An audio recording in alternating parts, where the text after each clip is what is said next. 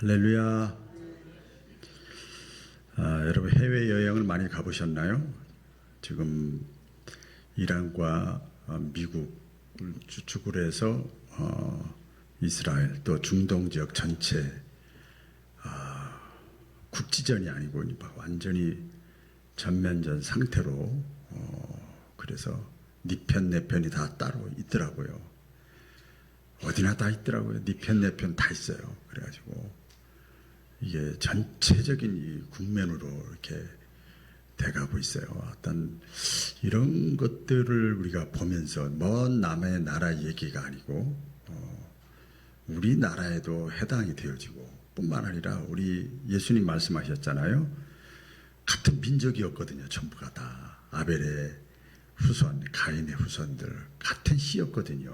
그런데 결과적으로 여러 가지 이유가 있죠. 핵 문제로 있겠다 하지만은 이런 민족이 민족을 같이 서로 치고 싸우고 막 이런 것들을 볼 때 또 요한계시록에 보면 마지막 종말의 때를 그 중동 지역에서 종말의 때를 하나님이 예수님이 재림할 때 그런 현상을 보여줄 것이다. 점진적으로 이런 것들을 보고 우리가 깨닫는 은혜가 저와 여러분에게 있기를 축원합니다. 해외여행 얘기를 하다가 외국 사람 생각이 났어요. 저는 해외여행을 많이 다녀보진 않았지만 그래도 조금 가봤어요. 우리가 여러분도 가보셨을 거예요. 해외여행 우리 그 대한민국 사람들이 가서 좀 이렇게 뭐라 그럴까요? 더러운지 수치스러운지 잘못된 거, 비상식적인 거, 잘못을 하면 부끄러운 짓을 하면 누가 욕먹나요? 예? 나라가 욕먹어요. 그 사람이 했는데도 나라가 욕을 먹습니다. 여러분 자녀들이 있잖아요. 자녀들이 잘못하면 부모가 욕먹어요. 참 신기하죠? 떼낼 수가 없어요. 질문을 해볼게요. 너무나 상식적인 얘기를 제가 말씀드렸는데 우리 기독교인들이 잘못하면 예수 믿는다는 사람들이 잘못 살면 누가 욕먹을까요? 예? 예수님이 욕먹어요. 제가 옛날이죠. 이제 시차는 정할 수는 없습니다만은 제가 이제 후배 목회자들하고 이렇게 대화를 나누는데 한 40대, 50대 목회자들이 한국 교회가 어떻고 목회자가 어떻고 막 그러더라고요. 근데 그게 같은 그 차 안에서 또 차 마시면서 얘기하는데 저한테 하는 소리 같아요. 근데 저도 가만히 생각해 보니까 저도 40대, 50대 때 저도 목사면서도 막 선배 목사들을 막 비난하고 막 그랬거든요.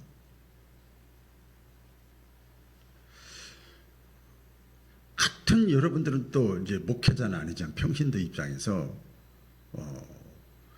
예수 믿는 사람, 먼저 믿는 사람, 기독교인이 잘못하면 그 사람을 욕하는 게 아니고 예수님이 욕을 얻어먹어요. 가장 끔찍하다 하면 좀 어폐가 있지만 제가 이렇게 교제하는 사람들도 이렇게 가끔 보면 한 5년, 10년을 교제를 했거든요. 교제라기보다 가끔씩 보고 운동도 하고 했는데 어느 날 갑자기 알고 봤더니 그분이 장로님이고 알고 봤더니 그분이 안수 집사님이야. 몰랐어요, 저는. 기가 막힌 거예요.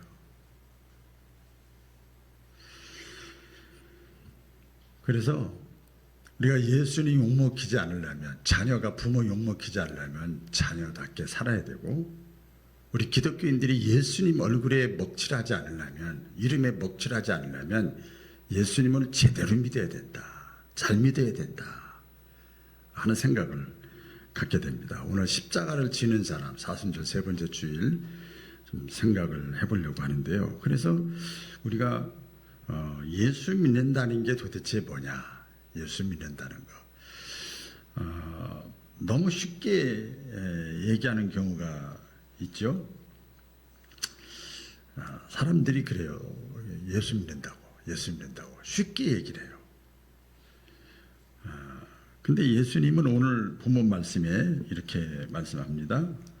방송 PPT가 안 나오네요. 오늘 34절에 그러지요. 누구든지 나를 따라오려거든 자기를 부인하고 자기 십자가를 지고 나를 따를 것이니라. 예수님 그렇게 말씀했어요. 그러니까 예수 믿는다는 것은 착한 사람 되는 거고 양심적인 사람 되는 거고 도덕 윤리적인 사람 되는 거고 뭐 좋은 사람 되는 거고 당연한 겁니다. 그거는 그게 본질이 아니에요. 남의 종교를 뭐 얘기할 필요는 없지만은 또 그 만나는 사람 가운데 어떤 그 원자 들어가는 우리 익산에 제가 여러 사람을 알아요. 정말 사람 좋더만요. 예의 바르고 비난 안 하고 긍정적인 얘기하고 절대 화 안 내고 양보 잘하고. 그래서 교회 다니자고. 저는 목사인 거 다 드러났으니까. 원불교 다니는데 원불교는 둥글둥글하게 그렇게 얘기하더라고요. 너무 예수 믿는다는 것이 좋은 사람 되는 거냐, 교회 다니는 사람 되는 거냐, 그게 아니고 오늘 예수님 말씀하잖아요. 예수 믿는다는 것은 예수님의 삶을 따라가는 거예요. 따라해볼까요? 예수님의 삶을 따라가는 것이다. 그렇게 그랬잖아요. 어떻게 따라가요? 자기를 부인하고 자기 십자가를 지고 예수님을 따라가는 게 예수 믿는 게예요. 예수 믿는 거예요. 이렇게 못하니까 예수님의 얼굴이 먹칠하는 거죠. 사순절은 이 질문 앞에 우리가 다시 한번 이렇게 서야 되는 시간이라고 생각을 합니다. 자기를 부인한다는 게 여러분 가장 힘들어요. 이미 예수님 명령인데 나를 콜 따르려면 자기를 부인해라. 자기를 부인한다는 게 뭘까? 이게 뭔 찾아보니까요. 내 생각, 여러분 생각 다 있잖아요. 우리도 생각 있잖아요. 내 생각, 내 자존심, 또 내 주장, 내 고집을 하나님 앞에서 내려놓는 거야. 할 말이 많은데 이게 나이가 조금씩 먹어가니까요. 이렇게 뭐 연합 모임 같은 데 가면 다 내려놓게 되더라고요. 내가 지금까지 알고 있는 100% 정확한 진리와 같은 것이 있는데도 불구하고 말을 안 해. 신앙생활을 오래 할수록 기도 가운데도 나왔습니다마는 뭐가 자아가 단단해져. 자기가 너무 단단해지는 거예요. 내가 평생 이런 생각으로 살아왔는데 내 생각이 맞지. 저 사람은 잘못했지. 그런데 십자가는 뭐냐면 이러한 자기 생각을 붙드는 것이 아니라 이런 자기 생각조차도 그게 정답이라 할지라도 내려놓는 자리가 십자가예요. 마치 예수님이 죄가 있어서 십자가 진 게 아니거든요. 근데 기꺼이 십자가를 지는 거예요. 성경이 베드로 얘기 잘 아시잖아요, 여러분. 베드로. 저 다시 한번 묵상하면서 베드로를 보면서 또 은혜를 받았어요. 그게 뭔가 하면 여러분 베드로만큼 예수님 사랑하는 사람이 어디 있어요? 그렇죠? 그 공간복음에 보면 뭐 예수님 사랑은 1등입니다. 말을 얼마나 세게 하는지 예수님 제일 사랑해요. 근데 예수님이 한 번은 제자들을 다 모아놓고 베드로와 함께 모아놓고 내가 이제 죽을 거야. 내가 예루살렘에 올라가서 십자가를 지고 내가 이제 죽을 거야. 그랬더니 제일 먼저 다른 제자들도 말렸지만 성경의 편들하면 제일 먼저 턱 튀어나와서 누가 막았냐면 베드로가 막았어요. 그리 마옵소서 안 됩니다. 베드로가 그랬어요. 왜 그랬을까요, 여러분? 저는 진짜 이 말씀 묵상하면서 베드로를 묵상하면서 섬찟했어요. 예수님 죽으면 안 됩니다. 왜 그랬을까요?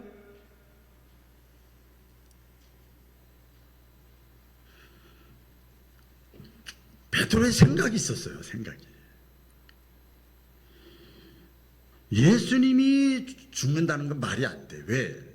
베드로는 자기가 왜 3년 동안 예수님을 죽자 살자 따라다닌 줄 알아? 내가 예수님의 왕권을 잡을 거야. 반드시. 근데 예수님이 죽는다는 것 말이 안 돼. 내가 다 포기하고 친구도 취미생활도 직업도 다 버리고 예수님 따랐는데 예수님이 죽는다는 거 안 돼. 그러니까 예수님을 위한 게 아니야. 알고 봤더니 자기 생각에 딱 사로잡혔어요. 그랬더니 예수님께서 말씀하잖아요. 사탄아 내 뒤로 물러가라. 겉에서 볼 때는 베드로의 말이 가장 우리 그러잖아요. 너밖에 없다 그래도 이렇게 말할 수 있잖아요. 나 죽지 말라고 하는데 얼마나 감사해요.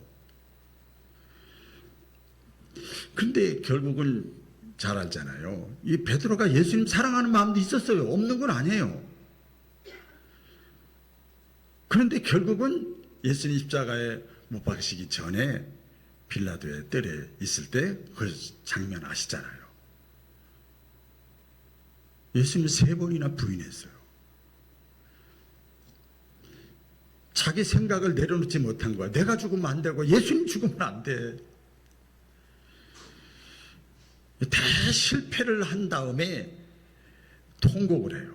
그리고 다시 나는 이제는 제자도 아니야. 나는 이제 수제자도 아니야.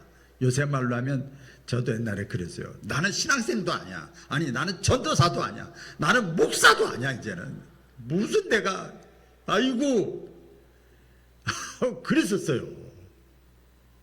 베드로도 그런 거예요. 그것이 다시 옛날 생활로 돌아간 거예요. 그때 예수님이 나타나셔서 다시 사랑하시잖아요. 찾아가셔서. 그때 베드로가 완전히 깨진 거예요. 내용 잘 아시잖아요. 그 다음부터 이 베드로는요, 이 성경 보세요. 사도행전이나 보세요. 단순히 예수님을 따라다니는 사람이 아니라 이제는 완전히 십자가를 지는 거예요. 어떤 상황 속에서도, 어떤 어려움 속에서도 기꺼이 예수님을 따라가는 사람, 십자가를 지는 사람. 예수님이 지신 십자가를 나도 막 지고 싶은 거야, 막. 이런 사람으로 변화가 된 거예요. 그 대표적인 사건이 죽을 때 거꾸로 죽여달라고 그러잖아요. 자기 십자가를 지라고 예수님이 말씀을 하시잖아요. 남의 것이 아니에요. 십자가는 내 것이에요, 내 것. 여러분 십자가를 또 이렇게 보니까 그것도 상징적인 표현이잖아요. 십자가가 뭔가 봤더니 굉장히 부담스러운 거예요. 힘들어, 막 짜증나, 막 스트레스 받고 수치스럽고 모욕적이고 아주 피하고 싶고 괴롭고 안 보고 싶고 연결 안 됐으면 좋고 막 그게 십자가예요. 십자가. 그런데 십자가가 뭔지 아세요? 피할 수가 없어. 이게 십자가예요. 사람마다 십자가가 다 다르죠. 어떤 분은 건강의 십자가가 있어요. 이 질병이죠, 질병.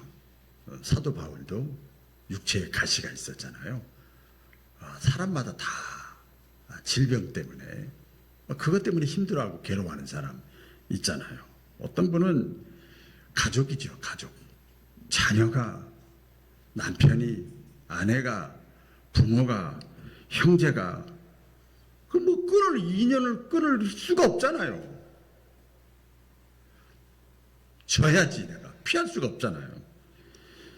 또 관계도 십자가예요. 관계라는 게 참 그렇죠.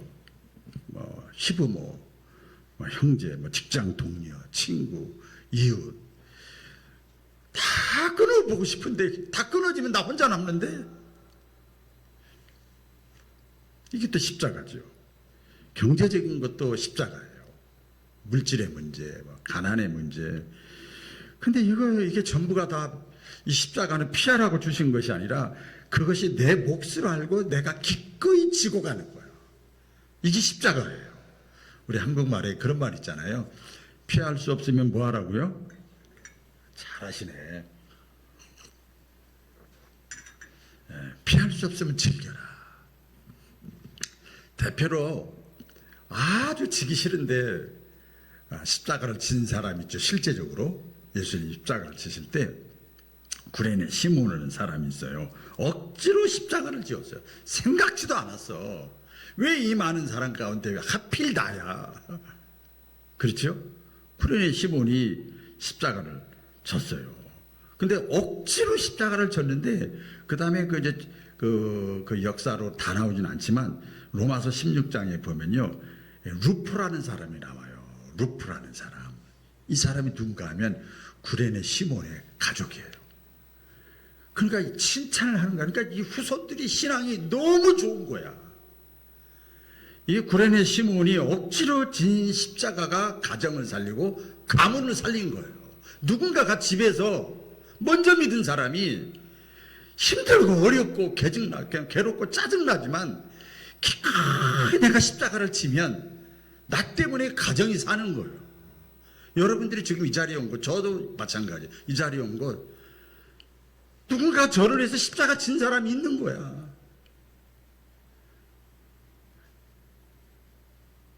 어떤 면에서 보면 지금 주님 앞에 그냥 맴매를 맞아야 될 텐데도 맴매도 안 맞고, 맴매라는 이제 징계지, 징계. 그나마 여기까지 온 것은 누군가가 눈물의 씨를 뿌렸던 거예요. 여러분이 지고 있는 십자가가 아무리 힘들고 어렵다 할지라도 그것이 그 십자가가 여러분의 가정을 살리고 자녀를 살리는 십자가가 될 수 있기를 주의 이름으로 축원합니다. 우리가 기억을 해야 될 것이 있는데 오늘 예수님의 말씀을 통해서 보면 이렇게 제가 적었어요. 잃으면 얻고 얻으려고 그러면 잃어버린다. 우리 한번 성경 읽어볼까요? 성경 다 같이 시작. 누구든지 자기 생명을 구원하고자 하면 잃을 것이요 나의 복음을 위하여 자기 생명을 잃으면 구원하리라. 여러분 이 세상의 가치관하고는요 예수님이 말씀하고는 다 반대예요. 알고 보면 그렇죠?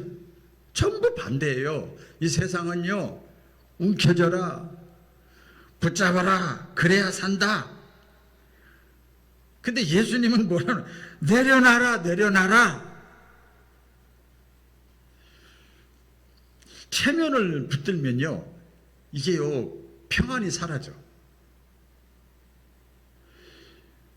돈을 붙들면 자유함이 사라져. 저는 그 TV에서 그 자연인들 보면 얼굴이 다 천사들이야. 생긴 거 화장도 안 하고 했는데 얼마나 자유스러운지. 욕심이 하나도 없어. 욕심이. 그래서 가끔 제가 그럽니다. 여보 은퇴하고 나서 나 저렇게 살고 싶어. 차 타고 가다가 야 저 산골짜기 살고 싶어. 당신 혼자 살아. 그렇게 얘기를. 너무 자유스럽게 보이는 거예요. 다 내려놓은 거예요. 자존심을 붙들면요 관계가 다 깨지더라고요. 여러분 다 경험을 하셨을 거예요. 그러나 내가 믿음으로 내려놓으면 뭐로 내려놓으면 믿음으로 따라해보세요. 믿음으로 내가 내려놓으면 하나님이 채워주셔. 이 성경의 내용이 다 그런 내용입니다. 하나님이 어떻게 채워주시느냐? 생각하지도 못한 방법으로 내 지각에 뛰어난 방법으로 기묘하고 오묘하게 하나님이 합력하여 선을 이루게 만들어. 그래 찬송가 나온 게 그거 아닙니까? 화가 변하여 복이 되는 거, 어둠이 변하여 빛이 되고, 슬픔이 변하여 기쁨이 되고, 써나기 위해 햇빛 나고. 이게 하나님이 일하시는 방법이에요. 믿음으로 내려놓을 수 있기를 주님의 이름으로 축원합니다. 성경에 부자 청년 얘기가 나오잖아요. 돈이 많으니까 이제 뭐가 생각이 났냐면요. 그 피라미드 옆에 보면 사람이 욕구라는 것이 먹을 것이 생기면 안정의 욕구, 안정의 욕구가 생기면 명예의 욕구, 막 욕구가 자꾸 끝없이 있는 거예요. 그런데 돈이 많아. 근데 오래 살고 싶은 거예요. 그 들은 소리는 있어. 영생에 대해서 들은 소리가 있어요. 부자가 그 예수님께 와서 얘기를 합니다. 어떻게 해야 내가 영원히 행복하게 살 수 있습니까? 돈이 많이 쓰니까 이제 돈으로 해결해 보려고 그런 거예요. 어떻게 해야 내가 영생을 얻을 수 있습니까? 그 예수님이 딱 보니까 돈이 많아. 네가 가진 것을 가지고 남에게 베풀라 그랬어요. 그러니까 여러분 그래요. 사실은 잘 아신 대로 돈이 있는 사람이 더 무서워. 없는 사람은 더 아껴야 되는데 이상하더라고요 그게요. 그러니까 이 부자 청년이 재물이 많아서 내려놓질 못한 거예요. 아이고 이거 안 되겠다. 그래서 슬그머니 빠져서 예수님을 떠나버린 거예요. 이걸 우리말로 소탐대실이라고 그래요. 소탐대실. 반대로 모든 것을 다 버리고 따랐던 예수님의 제자들 있잖아요. 직업도 가족도 친구도 다 버리고 예수님을 따랐던 제자들은 영원한 생명을 얻은 거예요. 여러분요, 이거 영적인 문제 같지만 실제적으로도 그래요. 예수님을 위해서 내가 정말 다 내려놓고 그냥 예수님께 올인하는 거예요. 예수님이 기뻐하는 일, 예수님이 원하는 일, 성령의 감화와 감동이 왔을 때 손해는 할 것 같고 안 될 것 같고 망할 것 같지만 그래도 순종해버리면 우리 하나님이 다 채워주셔요. 할렐루야. 다 채워주셔요. 우리 교회라 제가 말을 못하겠지만 하나님이 다 채워주셔요. 그래도 해야 되겠다. 우리 교회 개척할 때 자녀들이 한참 교육을 할 때거든요. 이게 다 끝났다고 그랬어요. 다 계산해보더니 다 저도 계산이 있는데 어떻게 성령의 강력한 감동이 오는데 두려워 말라니까 할 수 없이 후배 목사가 두려워지 말라고 그래서 그냥 그래 했더니 하나님이 다 책임지시는 거예요. 그런 은혜가 여러분에게도 있기를 바랍니다. 오늘 사순절 기간 있잖아요. 그래서 사순절 기간에 우리가 생각해야 될 게 뭐냐면 영원한 것을 생각해야 돼. 영혼을 생각해야 돼. 영혼. 따라 하겠습니다. 영혼. 오늘 예수님이 비유로 하신 말씀이에요. 사람이 그래서 이 말씀 있은 다음에 이렇게 결론을 내리잖아요. 사람이 온 천하를 얻고도 또 영생에 대해서 질문을 해놓고 나서 그까지 돈 때문에 싹 도망가? 사람이 온 천하를 얻고도 자기 목숨을 잃으면 무엇이 유익하겠느냐? 이 비유예요. 사람은요 본질적으로 저와 여러분은 하나님의 형상대로 지음받은 존재야. 믿으시면 아멘? 개, 돼지, 소가 아니에요. 우리는 영적 존재예요. 본질적으로. 그렇기 때문에 본질적으로 영적 존재이기 때문에 뭐가 가장 중요하냐? 육신보다 영혼이 더 중요한 거예요. 영혼이. 그러니까 영생, 생명, 구원 이것이 가장 중요한 거예요. 오늘 학생들하고도 제가 그런 얘기를 했습니다만 어머니 아버지가 이렇게 합장했다가 개장할 때 보니까 분명히 몸뚱아리가 들어갔는데 나중에 보니까 없더라. 이게 조금 뼈다귀 몇 개 하고 이거 없더라. 진짜가 아니더라. 본질적으로 우리는 저와 여러분들은 우리 사람은 영적 존재예요. 영혼은 없어지지 않는 거예요. 사순절 하면 단순히 경건 생활 해야 된다. 당연히 해야 되겠죠. 그런 거 해야 된다. 그것도 중요하지만 저도 사순절 기간에 특별히 이제 사순절 묵상하면서 이제 부활절 전까지 말씀을 준비하는데 그 과정을 통해서 내 영혼을 돌아보는 거예요. 그리고 내가 사랑하는 내 남편의 영혼을 돌아보는 거예요. 내 아내의 영혼을 돌아보는 거예요. 내 부모의 영혼을 돌아보는 거예요. 내 형제의 영혼을 돌아보는 거예요. 내 자녀의 영혼을 돌아보는 거예요.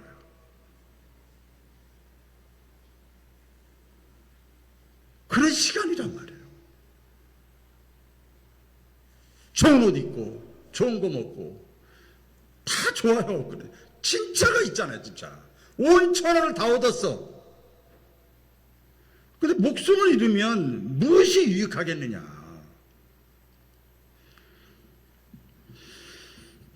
내 영혼이 살아있는가. 지금 당장 죽어도 우리 전도폭발 이렇게 할 때 보면 그 질문에 저 오늘 밤 혹시라도 기분 나쁘지 마세요. 혹시라도 당신의 영혼을 데려간다면 하나님이 살아계시다면 천국과 지옥이 있다면 이렇게 하면서 천국 갈 확신이 있으십니까? 이렇게 질문을 하거든요. 내 영혼이 살아있는가? 우리 자녀의 영혼은 안전한가? 내 배우자는 구원의 확신이 있는가?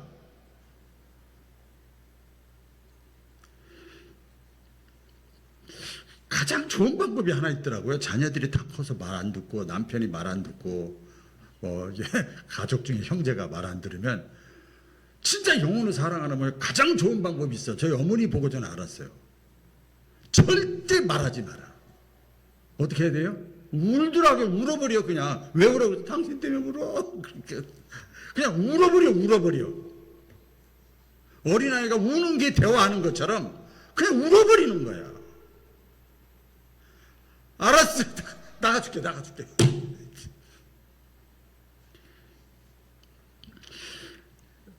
여러분, 자녀에게 가장 큰 유산은 믿음이에요. 믿음. 할렐루야. 그래서 우리가 붙들어야 될 것 다 내려놨지만 붙들어야 될 것은 영혼이다. 생명이다. 다른 거 다 내가 좀 손해본다 할지라도 여러분의 생명을 붙잡으시기를 주의 이름으로 축원합니다. 여러분, 가정과 우리 교회 개인에게 주시는 하나님의 메시지가 있는데요. 십자가가 능력입니다. 따라해 보겠습니다. 십자가가 능력이다. 십자가 능력이에요. 우리 교회가 한 20여 년 좀 됐는데 20여 년 동안 십자가를 지고 걸어왔어. 사람마다 다르겠지만 떠난 사람은 기억이 되지 않지만 끝까지 십자가를 진 사람은요, 하나님이 기억해요. 이거요, 충분히 내가 이렇게 해도 이렇게도 할 수 있지만 끝까지 지킨 사람. 여러분 자신 한번 생각해 보세요. 끝까지 지키는 거예요.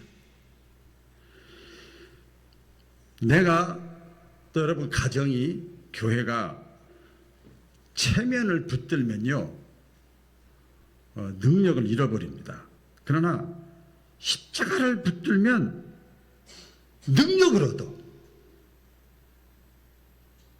그래요. 이걸 강소형 신자라고 그래요.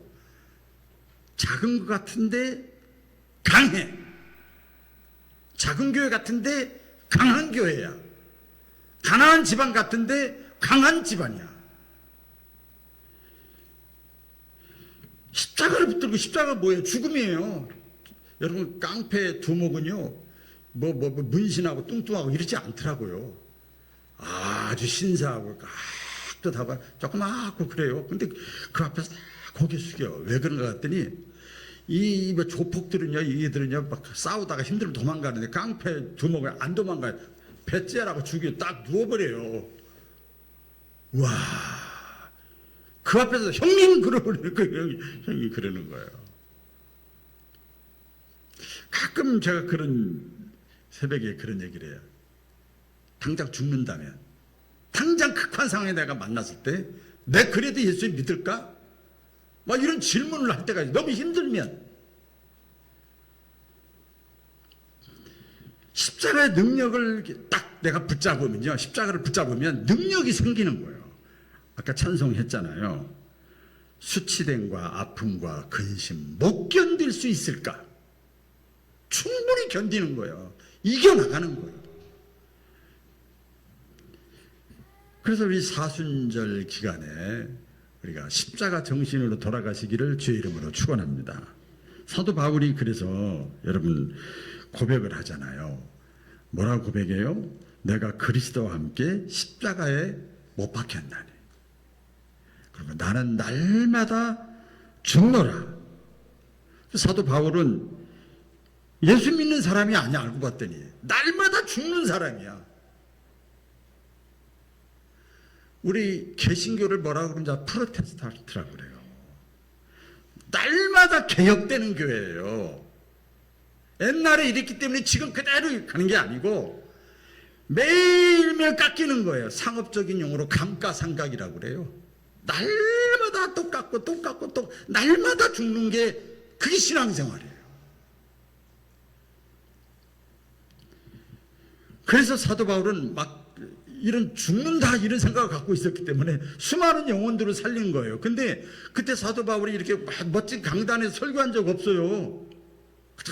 매 맞고 피 터지고 도망다니고 억울하고 배신당하고 막 감옥 갇히고 막 여기서 복음을 전한 거예요.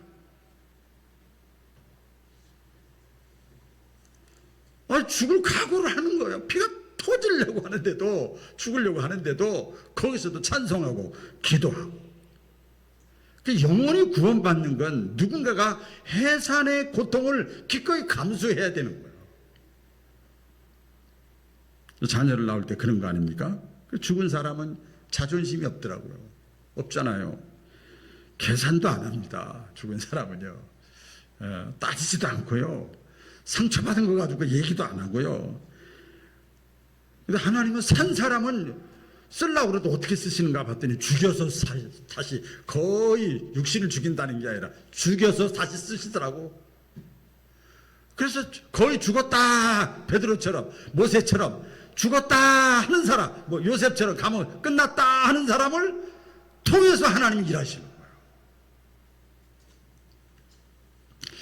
그래서 우리가 신앙생활을 하는데 신앙생활하면서 우리 오장로님에게 기도 가운데 내려놓음 계속 그 기도를 하셨는데 내가 내려놓는 것은 내가 바보가 되고 패배되는 것이 아니라 승리하는 비결이에요.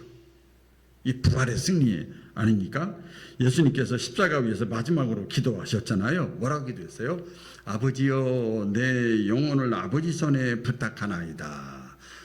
내 영혼을 아버지 손에 부탁하나이다. 이게 뭐예요? 이제 완전히 내려놓은 거예요. 그렇죠? 완전히 내려놓은 거예요. 그 결과가 어떻게 됐지요? 예수님 바보 됐나요? 아이고 그냥 그렇게 됐어요? 부활하셨어. 할렐루야. 예수님 부활하셨잖아요. 우리가 어떤 면에서 이 사순절 기간에 오늘 말씀을 이제 정리하면서 내려놓아야 될 것이 뭔가 저 자신부터 나만 옳다고 하는 교만한 생각, 자존심 내려놓는 거예요. 저는 우리 지방의 총회에서 내려놓으니까 그렇게 자유로울 수가 없더라고요. 그렇게 편해요. 내 자신의 경험과 계산 그것도 내려놓는 거예요. 그리고 묵묵히 한 발자국 한 발자국 걸어가는 거예요. 내 마음속에 있는 내가 경험하는 상처, 아픔, 미움 이것도 내려놓는 거예요. 내려놓는 거예요. 두려움도 생기죠. 걱정도 생기죠. 이것도 내려놓는 거예요. 누구 앞에? 나를 사랑하시는 하나님 앞에 다 내려놓는 거예요. 여러분 자신에게 스스로 질문을 했으면 좋겠어요. 내가 아직도 붙잡고 있는 게 뭔가? 나는 내 십자가를 지금 막 피하고 있지 않는가? 내가 예수 믿는 사람인가? 십자가를 지고 예수님을 따르는 사람인가? 이번 사순절에 내가 살릴 영혼은 누군가? 다시 한번 질문하시고 기도 제목 삼으시기를 주의 이름으로 축원합니다. 기도하겠습니다. 누구든지 내 제자가